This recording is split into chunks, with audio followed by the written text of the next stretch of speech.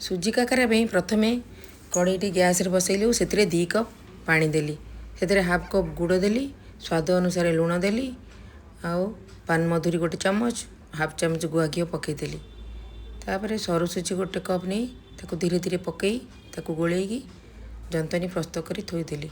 जंतनी ठंडा हो गला से ठंडा पानी पकई ताको भलसे मिक्स करी सॉफ्ट करी घोड़े के रखीदेली।